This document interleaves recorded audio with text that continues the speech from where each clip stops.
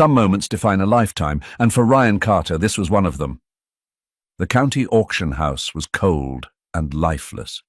Under the flickering fluorescent lights, a battered German shepherd lay motionless, his fur dull, his ribs barely hidden beneath his scarred body. "$50, anyone?" The auctioneer's voice cracked with desperation. Laughter rippled through the crowd.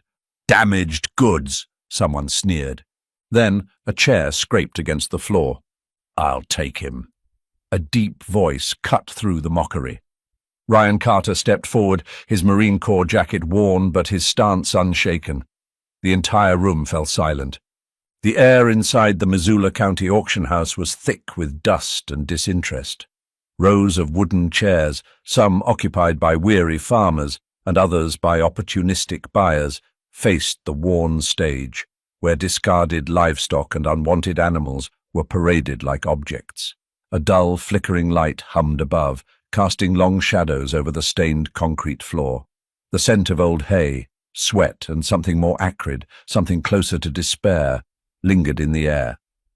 And then there was him, a German shepherd, ribs protruding beneath his dull, matted fur, lay motionless at the center of the floor. He did not cower, nor did he whimper. He simply stared, his amber eyes vacant, his ears slightly back, not in submission, but in a kind of silent resignation. His body bore the marks of a life few could understand, old scars along his haunches, a faded military tattoo inside his ear, and a slight limp in his left hind leg. The auctioneer, an older man with thinning grey hair and a belly that hung over his belt, sighed heavily as he adjusted his microphone.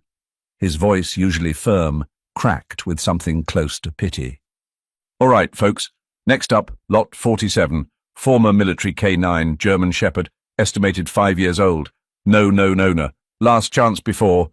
His words trailed off, unspoken but understood. Before euthanasia. A ripple of disinterest passed through the crowd. Someone snorted. Another muttered, "Not worth a dime." From the back, a woman shifted uncomfortably. Claire Thompson wasn't a regular at these events, but she had been keeping an eye on this particular dog for weeks. A veterinarian in her late 30s, Claire carried herself with a quiet intensity that made people listen when she spoke, though she rarely wasted words. She had dark brown hair tied back in a no-nonsense ponytail, sharp hazel eyes that missed nothing, and a frame lean from years of work that demanded more than just knowledge, strength, resilience, and above all, patience. She had seen many broken animals in her line of work, but this one was different. He wasn't just broken, he was discarded, abandoned in a way that felt almost cruel. Her hands clenched into fists at her sides as the auctioneer tried again. "Starting bid, $50.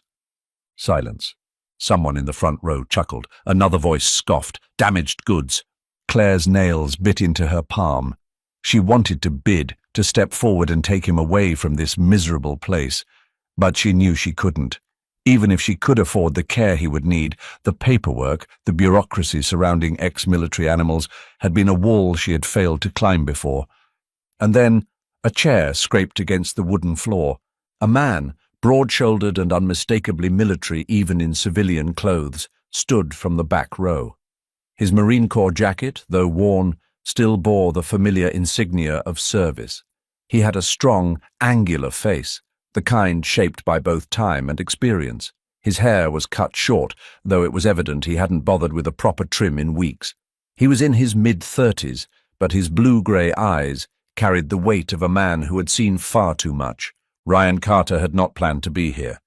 His life, for the past 3 years, had been reduced to routine, waking before dawn, feeding the few horses left on his grandfather's old ranch, and trying to silence the ghosts of his past with strong coffee and harder whiskey. The war had taken many things from him, his friends, his sleep, his ability to feel at ease in crowds. But something in the classified ad this morning had unsettled him. Former military dog, aggressive, no training possible, final auction before euthanasia. 6 lines of text, and yet his hands had tightened around the newspaper, shaking with something close to rage. He had spent years in combat, watching dogs like this save lives. They were supposed to be honored. They were supposed to be given homes, not left to die in places like this. He didn't know what had pushed him to drive 2 hours into town for an auction he had no intention of attending. He only knew that as he looked at the German shepherd, staring lifelessly at the floor, something inside him stirred. The mockery around him barely registered as he took a step forward. His voice, steady but laced with an edge of warning, cut through the murmurs. "I'll take him." The room fell silent. Claire's breath caught in her throat. The auctioneer blinked, glancing between Ryan and the dog as if he had misheard. One bid at $50. Do I hear 60? More silence. Ryan's gaze didn't waver. "Sold," the auctioneer said quickly, slamming the gavel down before anyone could change their mind. The paperwork took less than 15 minutes. No background check, no questions, just a waiver, a signature, and a worn leather leash handed over without ceremony. "He's all yours," the auctioneer muttered, not meeting Ryan's eyes. "Though I'd recommend a muzzle. He's been unpredictable." Ryan ignored him and knelt, careful not to approach head-on. His boots barely made a sound against the concrete floor as he crouched, keeping a respectful distance. "Hey, buddy," he murmured, his voice softer now. "I'm Ryan." The German shepherd didn't move, didn't growl, just flicked his gaze toward him, something unreadable flickering in those amber depths. Claire, who had been watching from the sidelines, finally spoke. "They've been calling him Zero," she said quietly, "because that's what they think he's worth." Ryan's jaw tightened. "That's not your name anymore," he said to the dog. "We'll find you a better one." The dog wouldn't move. For nearly an hour, Ryan sat on the cold concrete beside him, speaking in low, even tones. He told him about the open land, the quiet mornings, the absence of cages. The auction house was closing and the auctioneer looked impatient. "If you can't handle him—" "We'll leave when he's ready," Ryan interrupted, his tone leaving no room for argument. Minutes passed. Then, slowly, tentatively, the dog shifted. It wasn't much, just a small twitch in his paws, a slow blink. But it was something. Ryan stood, giving the leash the lightest tug. "Come on, Shadow, let's go home." The dog hesitated, then with a quiet exhale, rose to his feet. It wasn't a beginning, not yet, but it was something close, and for now that was enough. The drive back to Ryan's ranch was long and silent. The old Ford truck rattled over the uneven Montana roads, the headlights cutting through the darkness that stretched endlessly over the open plains. Shadow lay in the back seat, tense, unmoving, his ears flicking at every sudden noise. He didn't cower, nor did he whimper, but Ryan could feel the weight of his gaze, the sharp intensity of a creature who had been trained to survive at all costs. The leash was looped loosely around the center console, but Ryan hadn't needed to tie it. Shadow wasn't trying to escape, he was merely watching, waiting. Ryan's fingers tightened around the steering wheel as he stole glances in the rearview mirror.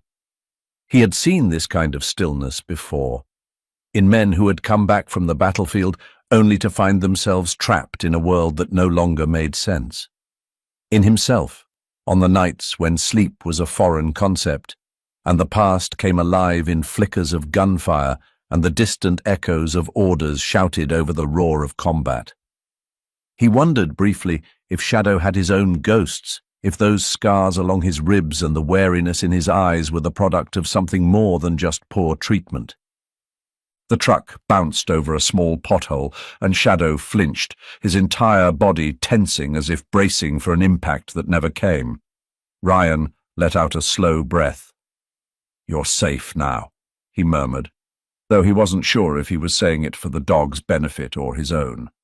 By the time they reached the ranch, the moon was hanging low in the sky, casting silver light over the weathered wooden fences and the sprawling fields beyond. The house itself was modest, a two-story structure that had once belonged to his grandfather.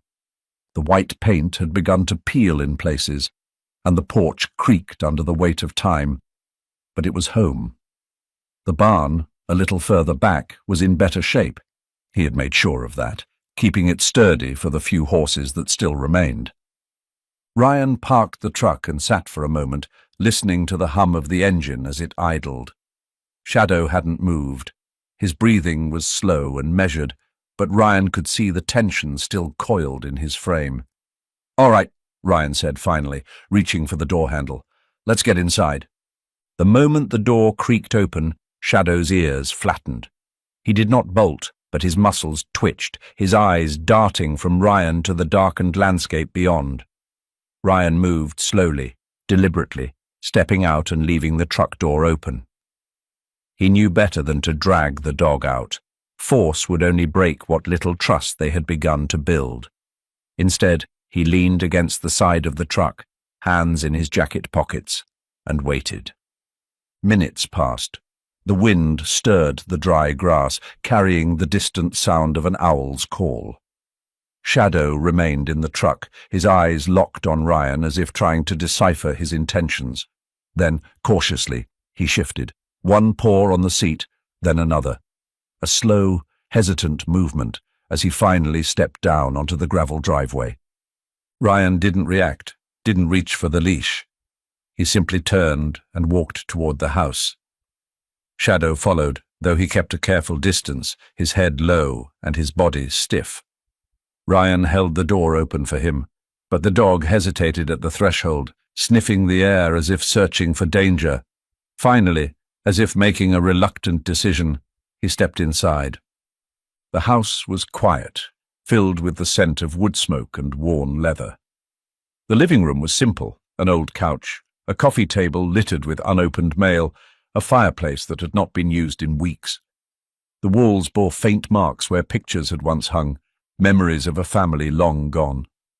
Ryan had never bothered to fill the empty spaces. He wasn't sure if he ever would. He set the leash down on the table and moved to the kitchen, keeping his movements slow and deliberate. He rummaged through the cabinets, finding an old ceramic bowl that had belonged to his grandfather's old Labrador. Filling it with water, he placed it on the floor near the fireplace. "Drink if you want," he said, stepping back. Shadow didn't move. He stood near the doorway, ears flicking, his gaze darting between Ryan and the bowl as if this were some kind of trap. His ribs expanded with each slow breath, his posture rigid. For several long minutes he remained that way, unmoving. Then, at last, he took a step forward. Another. He reached the bowl and sniffed before lowering his head to drink, lapping the water in slow, measured sips. Ryan exhaled, rubbing a hand over his jaw. It wasn't trust, not yet, but it was something. He turned away, giving the dog space, and moved to the fridge. He wasn't sure what Shadow could stomach, but he found a pack of raw ground beef, tearing off a small piece and setting it on a plate. He placed it on the floor near the water bowl and stepped back again. Shadow lifted his head, sniffing the air, but didn't touch the food. Ryan sighed. "Suit yourself." The hours stretched on. Ryan took the couch, giving Shadow the entire room to himself. The dog did not lie down. He remained near the fireplace, standing watch, as if expecting something, someone, to emerge from the shadows. Even when exhaustion eventually claimed Ryan and sleep pulled him under, Shadow remained where he was, unmoving. Morning came slowly. The first hints of dawn crept through the old curtains, painting the floor in streaks of pale gold. Ryan woke to the sound of pacing, the rhythmic click of claws against the wooden floor.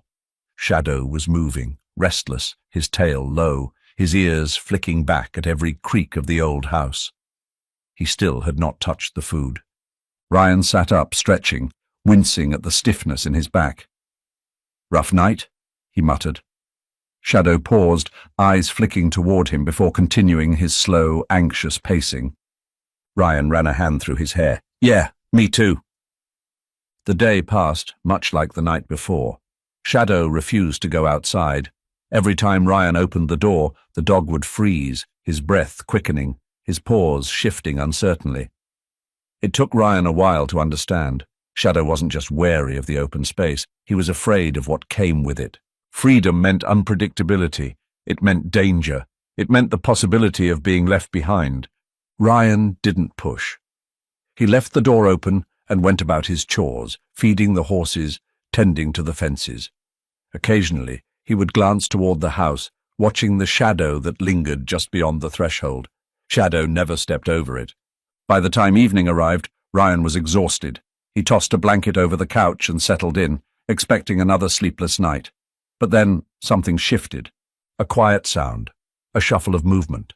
Ryan cracked an eye open to see Shadow moving closer, slowly, cautiously, his paws barely making a sound. The dog hesitated, watching Ryan with those unreadable amber eyes. Then, carefully, he lowered himself onto the floor beside the couch, curling his body into a tight ball. Ryan didn't move. He barely even breathed. For the first time since bringing him home, Shadow had let his guard down. It wasn't much, but it was a start. The morning was crisp, the Montana air carrying the scent of damp earth and pine as Ryan stepped onto the porch with a steaming cup of coffee in hand. The landscape before him stretched into infinity, rolling fields of golden grass, enclosed by distant mountain peaks, bathed in the soft light of dawn. The world was quiet, save for the occasional rustling of leaves and the faint huff of the horses in the barn. But there was another sound, one that had become strangely familiar over the last few days, the slow, measured pacing of Shadow inside the house. Ryan took a sip of his coffee, watching as the German shepherd finally stepped onto the porch. The dog still moved cautiously, his frame tense, his eyes scanning the surroundings as if expecting danger to emerge from the horizon, but this time he did something new. He sat beside Ryan, not too close, but close enough. Ryan glanced at him, exhaling a slow breath. Getting used to the place? Shadow didn't respond. Not that Ryan expected him to, but there was a shift in his posture, a lessening of the stiffness in his frame.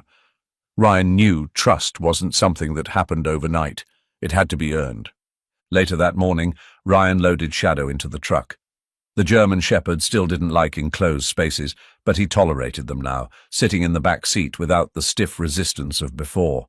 Ryan wasn't sure what compelled him to seek out answers, but something about the scars on Shadow's body, the old military tattoo in his ear, and the wariness in his eyes, told Ryan that this dog had seen things no animal should ever have to. If anyone had a chance of uncovering the truth, it was Claire. Claire Thompson's veterinary clinic was a small but well-kept building on the outskirts of town. The exterior was painted a soft blue, with a sign out front reading Thompson Veterinary Care in simple white lettering. The waiting room smelled faintly of antiseptic and dog shampoo, the walls adorned with photos of pets she had treated, happy, wagging tails and bright eyes, a stark contrast to the animal Ryan had brought through the door. Claire was already waiting for them. She had changed out of her usual jeans and jacket into a clean set of scrubs, her hazel eyes sharp as they flickered over Shadow. "You brought him in sooner than I expected," she remarked, nodding for Ryan to lead him inside.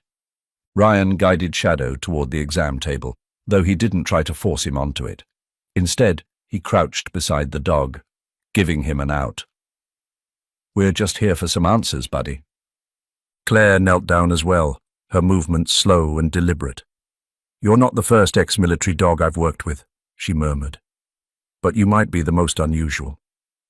She ran her hands carefully over Shadow's body, her fingers ghosting over old wounds and muscle tension. She checked his teeth, his paws, the notches in his ear. Finally, she pulled a small scanning device from a nearby drawer and ran it along his side. A sharp beep sounded. Claire's brow furrowed. "He's chipped." Ryan felt his pulse quicken. "You can track it?" Claire shook her head. "Not in the way you're thinking. Military microchips are encoded. I can see that he was registered under a government program, but I can't access the details. It's locked." Ryan exhaled sharply, rubbing a hand over his jaw. "So what does that mean?" Claire's gaze darkened. "It means Shadow wasn't just a regular service dog. He belonged to a classified program." Ryan felt something cold settle in his gut. "What kind of program?" Claire hesitated before answering. Some military dogs are trained for search and rescue, others for bomb detection, narcotics protection, but then there are the ones used for something else. Experimental training programs, psychological conditioning, units designed for high-risk missions. Ryan stiffened. He had heard rumors before, back when he was still deployed. Dogs that weren't just trained but reshaped, turned into something beyond even the best-trained canine units. Some had come back from service as shadows of themselves, too aggressive or too broken to rejoin society. Others never came back at all. Claire continued, her voice quieter now. Shadow's physical condition suggests he was pushed beyond normal limits. He has stress fractures in his legs, old ones, healed over time. That means he was forced to run for extended periods, past the point of exhaustion. His teeth have slight chipping, likely from being muzzled too tightly. And these scars. She traced one along his ribs. Some of them are from combat. Others, not so much. Ryan clenched his fists. He knew what she was implying. He was abused. Claire nodded grimly. Or conditioned. A heavy silence settled between them. Shadow sat between them both, his ears twitching slightly as if sensing the shift in atmosphere. His eyes flickered to Ryan, and for the first time there was something more than wariness in them, something like understanding. Ryan took a slow breath. I need to know who did this to him. Claire straightened. I might know someone who can help. She disappeared into the back room, returning a few moments later with a thick folder. There was another case a few years ago. A German shepherd, same military branding, same behavioral issues. I treated him before he was taken back. She placed the file on the table. His handler reached out to me once, said he was looking into something big. Ryan flipped open the file. Inside were old medical records, handwritten notes, and a name scrawled across the top. Major Harrison. Ryan's stomach twisted. He knew that name.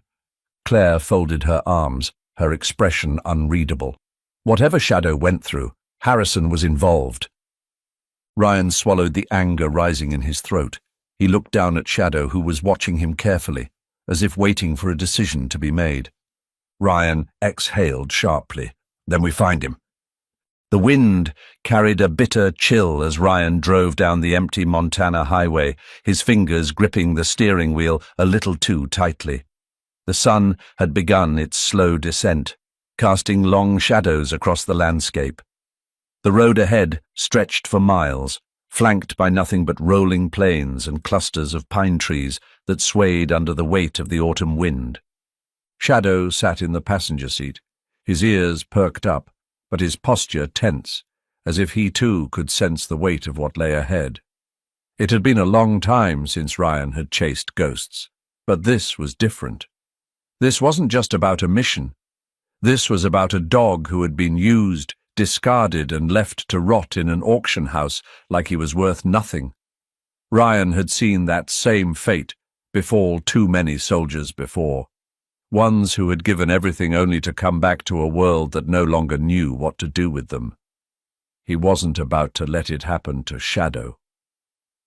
Claire had given him a name, Major William Harrison, and Ryan knew the moment he heard it that trouble wasn't far behind.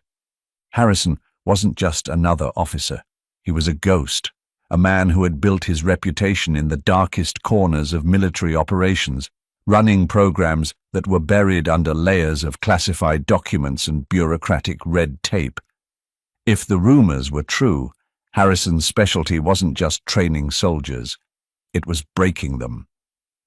Ryan pulled into the parking lot of the Rusted Spur, a bar on the outskirts of Missoula where Claire had arranged to meet him. The building itself was a relic from another time, its wooden frame weathered by decades of harsh winters. A faded neon sign flickered above the entrance, casting a dull glow onto the cracked pavement below. Inside, the air was thick with the scent of cheap whiskey and fried food, the kind of place where old ranchers and off-duty deputies nursed drinks in silence. Claire was already at a booth near the back, flipping through a worn leather notebook. She looked up when Ryan entered, her hazel eyes sharp with purpose. You got here fast, she said, sliding a folder across the table as he sat down. Ryan picked it up and flipped through the contents. Old reports, names, some redacted, some missing entirely. But the pattern was clear. Dogs, all former military assets, all marked for disposal after showing signs of what the reports referred to as behavioral failure. Ryan frowned. How many? Claire's jaw tightened. At least 27 in the last 3 years. Ryan exhaled sharply, running a hand through his short-cropped hair. And no one asked questions. Claire leaned in, lowering her voice. That's the thing. These dogs weren't just retired. They disappeared. No adoption records, no euthanasia reports, nothing. She tapped one of the pages. And guess whose signature is on almost every decommission order? Ryan didn't need to look. He already knew. Harrison, he muttered. Claire nodded. I reached out to an old colleague of mine, someone who used to work in military veterinary services. She said Harrison's program wasn't just about training. It was about pushing limits, seeing how far they could take these dogs before they broke. Ryan clenched his fists. And when they did? Claire's voice was cold. They got rid of them. For a long moment, neither of them spoke. The bar noise faded into the background, drowned out by the weight of what they had just uncovered. Ryan had seen this before, not with dogs, but with men. Soldiers sent on missions too brutal to survive, and when they came back different, when they came back broken, they were tossed aside like equipment that no longer functioned. He looked down at Shadow, who had curled up beside his feet, his head resting on his paws, but his amber eyes still alert. The dog had stopped pacing as much, but Ryan could still see the tension in him, the wariness of an animal who had learned that trust was a luxury. We need more, Ryan said finally. We need to find out where these dogs went. Claire hesitated before pulling out her phone. She scrolled for a moment before handing it to him. This is Sarah Maddox, she said. She was a handler for one of the dogs on that list. She might know something. Ryan studied the screen. The woman in the photo looked to be in her late 30s, with dark, shoulder-length hair and a sharp, intelligent gaze. She had the posture of someone who had spent a lifetime following orders, but there was something guarded in her expression, like she had learned not to expect the world to be kind. She lost her dog, didn't she? Ryan asked. Claire nodded. 2 years ago. Officially, the dog was retired due to behavioral instability. But unofficially, she's been trying to find out what really happened ever since. Ryan looked at the phone again before setting it down. Then let's pay her a visit. Sarah Maddox's house was small but well kept, a single-story home on the edge of a quiet neighborhood. The front yard was lined with a wooden fence, and Ryan noticed the way the grass had been meticulously trimmed, the flower beds neat and orderly. Someone who liked control, someone who didn't let things slip through the cracks. When she answered the door, she didn't look surprised to see them. You're the one asking about Harrison, she said, her voice even, assessing. Ryan nodded. You lost a dog to his program. Sarah studied him for a long moment before stepping aside. Come in. Inside, the house was tidy, but the walls told a different story. Photos lined the hallway, pictures of a German shepherd, strong and proud, standing beside Sarah in military gear. Others showed them training together, in the field on missions. The last photo was different. It was older, faded at the edges, showing the dog lying in the grass, his eyes bright, his tongue lolling out in what could only be described as happiness. Sarah caught him looking. His name was Jax, she said quietly. Ryan turned to her. What happened to him? Sarah exhaled, crossing her arms. They said he was unfit for duty, but Jax was the best dog I ever worked with. He was sharp, disciplined, never showed aggression outside of command. She shook her head. Then one day he was gone. They told me he was sent to a rehabilitation center, but when I looked into it, the place didn't exist. Ryan's jaw tightened. They lied. Sarah nodded. And I think I know why. She disappeared into another room, returning with a small USB drive. She handed it to Ryan. Before Jax was taken, I noticed something was wrong with him. He was jumpy, on edge. He had a small wound on his neck, like he'd been injected with something. Ryan took the drive. "What's on this?" Sarah's expression hardened. "Everything I've been able to dig up. Communications logs, files I pulled from the military database before they locked me out. Proof that Harrison wasn't just training these dogs, he was experimenting on them." Ryan felt a cold anger settle in his chest. "Then it's time we expose him." Sarah's eyes met his. "Just be careful," she said.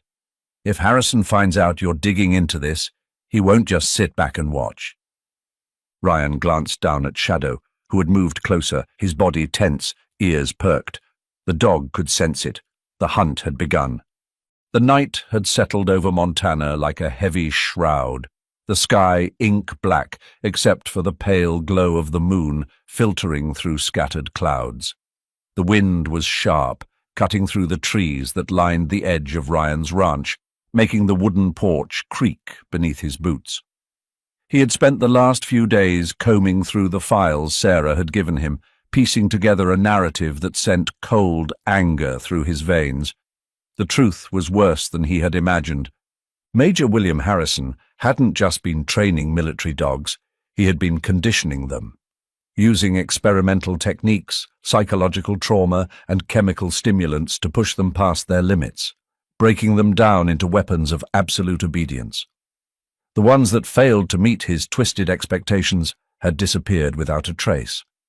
If Shadow had been scheduled for disposal, then it meant he had resisted. It meant he had survived something no living creature should have endured. Ryan exhaled, his fingers tightening around the USB drive in his hand. This was enough. Enough to bring everything crashing down on Harrison. Enough to expose the operation. He had spent hours securing copies, sending encrypted messages to an old friend, Nick Dawson, a former investigative journalist who had a reputation for exposing military corruption. Nick had agreed to meet them the next morning. All that was left was getting through the night. Inside the house, Claire sat at the kitchen table, flipping through the last of the documents. Her hazel eyes, usually filled with quiet determination, were now clouded with exhaustion. A lock of her dark brown hair had fallen loose from her ponytail, brushing against her cheek as she scrolled through pages of redacted text. She had spent years fighting for animals who had no voice, but this was bigger than anything she had taken on before. "We're running out of time," she murmured. Ryan leaned against the counter, rubbing the tension from his jaw. "Nick said he'd meet us at sunrise. Once this goes public, Harrison won't be able to hide anymore." Claire looked up, concern flickering across her face. "If we make it to morning?" A sharp bark interrupted them. Ryan's head snapped toward the front door. Shadow had been lying near the fireplace, his body curled but alert. Now he was standing, ears pricked, his amber eyes locked on the darkened window. A low growl rumbled deep in his chest, the sound primal and full of warning. Something was wrong. Ryan moved fast, stepping onto the porch and scanning the tree line. The wind howled, rustling the dry grass, but there was no movement. Not yet. Then he saw them. 3 figures moving in the shadows, dark clothing, tactical precision. They weren't amateurs. Ryan's heart pounded. "We've got company." Claire swore under her breath, grabbing her phone. "I'll call the sheriff." "No time," Ryan said, already moving back inside. He shut off the lights, plunging the house into darkness. "They're not here to scare us. They're here to silence us." Shadow stood by the door, his body tense, muscles coiled like a loaded spring. He had sensed them before any of them had noticed, his instincts razor-sharp, despite whatever had been done to him in the past. Ryan grabbed the rifle he kept mounted above the fireplace. He didn't want to use it, but if Harrison's men thought they could walk in and eliminate them without a fight, they were about to learn otherwise. The first gunshot shattered the silence. Glass exploded from the front window as Claire dove for cover behind the couch. Ryan hit the ground, rolling into position near the doorway, his heart hammering in his chest. Shadow launched forward. The dog moved with terrifying speed, slipping through the broken glass and into the darkness before Ryan could stop him. A strangled yell followed, then the sound of bone meeting earth, hard. Ryan took the chance. He rose to his feet, firing 2 warning shots into the night. A figure near the tree line jerked back, vanishing into the dark. Another shot came from the right side of the house, missing him by inches and embedding itself into the wooden doorframe. Claire crawled toward him, her breathing ragged. "We can't stay here. We need to get to the truck." Another gunshot rang out, then a scream. Shadow had found his next target. Ryan didn't hesitate. He grabbed Claire's wrist, pulling her toward the back door. "Go, now!" They burst into the night, racing toward the truck. The cold air stung against Ryan's face as he yanked open the driver's side door. Claire scrambled into the passenger seat, her fingers trembling as she fumbled for her phone. "Come on, Shadow," Ryan muttered under his breath. For a terrifying moment, he thought the dog wasn't coming. Then, through the haze of dust and shadows, he saw movement. Shadow emerged from the tree line, his body streaked with dirt, his mouth curled back in a silent snarl. Behind him, one of Harrison's men lay motionless on the ground, groaning in pain. The dog leapt into the back of the truck, his chest heaving, his eyes wild but focused. Ryan floored the gas. The truck's tires kicked up gravel as they tore down the dirt road, the headlights cutting through the darkness. Claire was shaking beside him, her fingers clenched so tightly around her phone that her knuckles had gone white. "They're not going to stop," she whispered. Ryan's grip tightened on the wheel. "Neither are we." They drove for nearly an hour before pulling into an abandoned gas station off the main highway. Ryan killed the engine, his pulse still hammering in his ears. The adrenaline had worn off just enough for exhaustion to creep in, but he knew they weren't safe yet. Claire turned to him. "They know we have proof. They won't stop until they destroy it." Ryan exhaled, rubbing his hands over his face. "Then we make sure the whole damn world sees it before they get the chance." Shadow sat in the back seat, his head resting against the window. The fight hadn't broken him. It had awakened something in him, a purpose, a reason to stand his ground. Ryan met Claire's gaze, determination hardening in his expression. "Tomorrow we end this." The morning sky was painted in muted shades of grey as Ryan pulled the truck into the parking lot of the Missoula County Sheriff's Office. The air was thick with the lingering chill of dawn, a sharp contrast to the fire of determination burning inside him. His knuckles were white against the steering wheel, exhaustion settling deep into his bones, but he forced himself to stay sharp. This was it, the moment that would decide whether everything they had fought for meant something, or if it would be buried like every other dirty secret hidden beneath layers of classified files. Claire sat in the passenger seat, her expression taut with tension. The bruises on her arms from last night's attack were beginning to darken, and the cut along her temple was still raw, but she hadn't complained. She hadn't even hesitated. Ryan had never met anyone like her, someone who could look at the worst of humanity and still refuse to turn away. In the back seat, Shadow lay motionless. His breathing was shallow, his thick coat matted with blood where the bullet had grazed his side. Ryan clenched his jaw, forcing down the wave of helpless rage threatening to overtake him. Shadow had saved his life. Again. And now, all he could do was pray that it hadn't been for nothing. Ryan shut off the engine. "You ready for this?" Claire nodded. "Are you?" Ryan exhaled sharply, glancing at the envelope of documents on the dashboard. "Let's end this." They stepped out of the truck and made their way toward the building. The sheriff's office was a squat, no-nonsense structure made of beige concrete, with a faded American flag hanging limply from a pole near the entrance. Inside, the reception area was quiet, save for the hum of a flickering overhead light. Sheriff Daniel Briggs looked up from his desk as they entered. He was a heavy-set man in his late 50s, his greying moustache giving him the appearance of someone who had seen it all and wasn't easily impressed. His uniform was slightly wrinkled, his badge dulled from years of service, but his eyes were sharp and calculating. "Carter," he said, leaning back in his chair. "Didn't expect to see you here this early." Ryan placed the envelope on his desk. "We've got something you need to see." Briggs glanced at the documents but didn't reach for them immediately. Instead, his gaze shifted to Claire, then to the German shepherd lying weakly at Ryan's feet. "That the dog from the auction?" Ryan's jaw tightened. "Yeah, and he's the reason we're here." Briggs finally picked up the envelope, flipping through the pages. His expression remained unreadable as he scanned the documents, but when he reached the files detailing Major William Harrison's experiments, his grip on the paper tightened. He muttered a curse under his breath. Claire leaned forward. "This isn't just animal cruelty, Sheriff. This is a government-funded operation that has been covering up the systematic torture and disposal of military dogs. If we don't act now, more dogs, more soldiers are going to disappear." Briggs sighed heavily, rubbing a hand over his face. "And you're telling me you got all this evidence legally?" Ryan met his gaze without flinching. "Does it matter?" The sheriff let out a slow exhale before reaching for his phone. "Stay put," he muttered, dialing a number, "and pray to God you're right about this." The next few hours were a blur of movement. Deputies came and went, gathering statements, verifying documents. A call was placed to U.S. Marshal's office, then to military intelligence, and before long, the sheriff's office was buzzing with attention that hadn't been there before.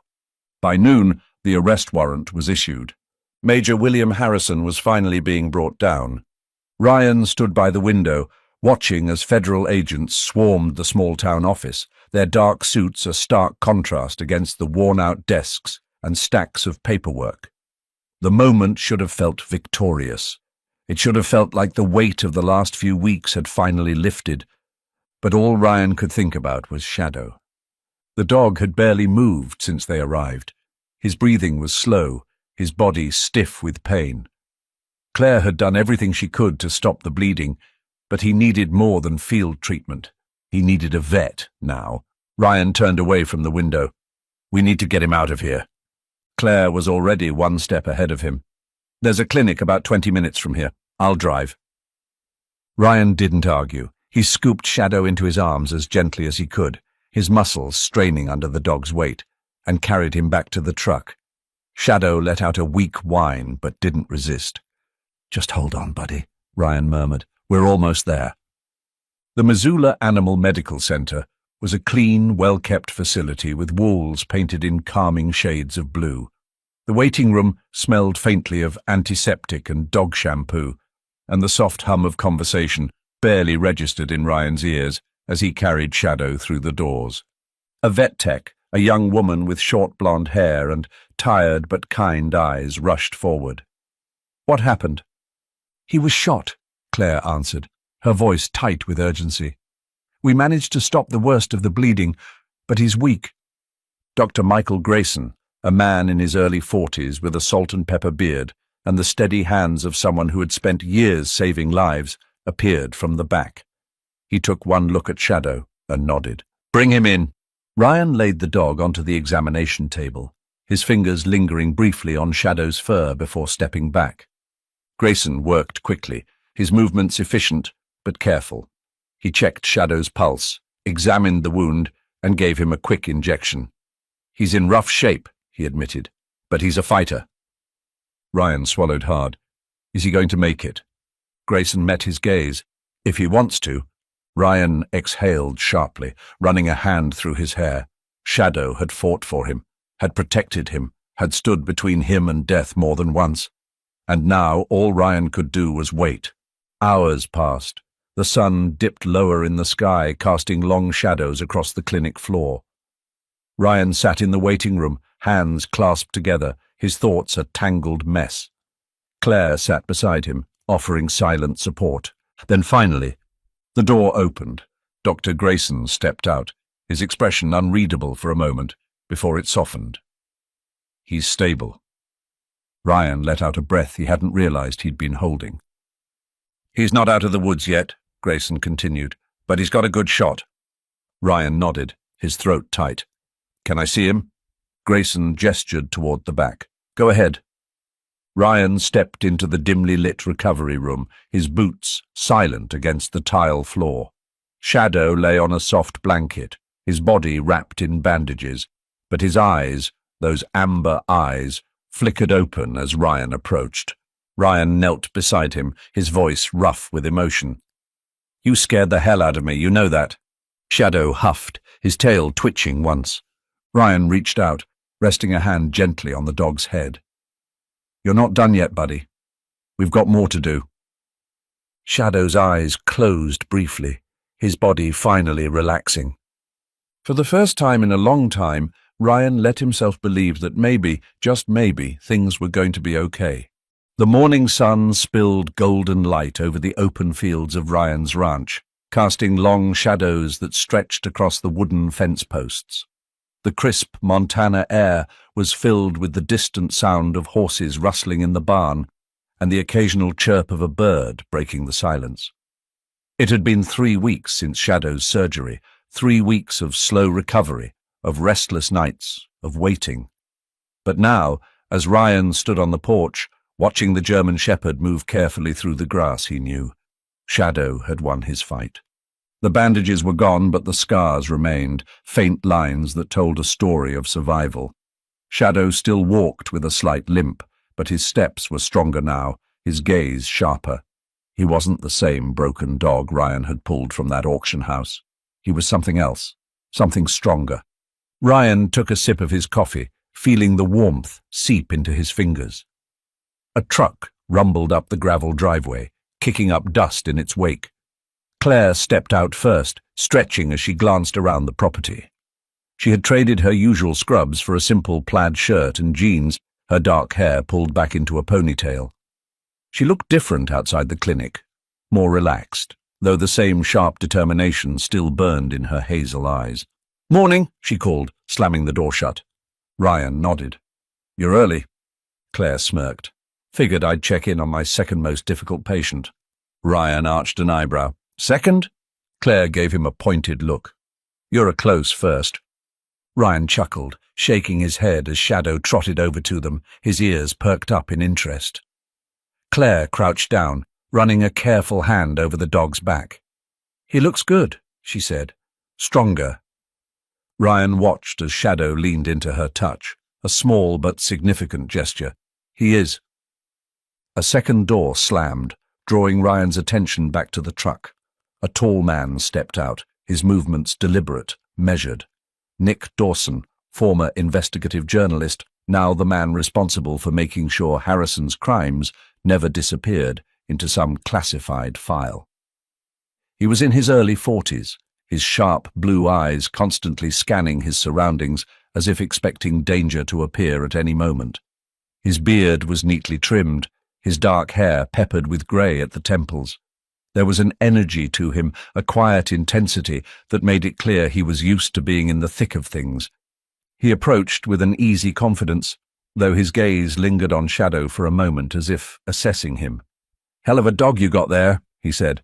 Ryan crossed his arms. "Yeah, he is." Nick glanced around the ranch before shifting his attention back to Ryan. "You ready for this?" Ryan exhaled slowly. "Let's get it done." They moved inside, where stacks of documents covered the kitchen table, files, photographs, testimonies, proof. It had taken weeks to gather everything, but now it was time. Nick pulled out his laptop, setting it on the table with a quiet click. "Once we release this, there's no going back," he warned. "Harrison's already in custody, but you know how these things go. People like him don't just disappear, there's going to be fallout." Ryan met his gaze without hesitation. "Good." Nick nodded approvingly before typing a few commands into his laptop. Within moments, the screen filled with images, Shadow's medical records, reports from handlers who had lost their dogs, Sarah Maddox's files. Everything Harrison had tried to hide was now on full display. Ryan leaned against the counter, watching as the truth began its slow crawl into the world. Claire sat beside him, her fingers wrapped around a coffee mug. "You know this isn't just about Shadow anymore, right?" Ryan exhaled. "Yeah," and he did. The story spread faster than any of them had expected. News outlets picked it up within hours. Headlines screamed of military corruption, of experiments gone wrong, of dogs that had been discarded like equipment that had outlived its usefulness. Then something unexpected happened. People started reaching out. First, it was veterans, men and women who had served alongside military dogs, who had seen firsthand how these animals had saved lives. Then came the handlers, the ones who had lost their dogs under circumstances they had never questioned, until now. Within days, a movement had begun, the Guardian Paws Initiative. Ryan hadn't planned on starting anything, but when the first email came, then the second, then the 10th, he realized this was bigger than just him, bigger than just Shadow. And so, the calls began. It started with a visit to Bill Turner, a retired Marine who had spent the last decade training service dogs for veterans with PTSD. He was in his 60s, his hair still thick but streaked with white, his tanned skin a testament to years spent under the sun. His ranch was larger than Ryan's, his kennels filled with dogs of all breeds, Labradors, Belgian Malinois, even a few Dobermans. "You're serious about this?"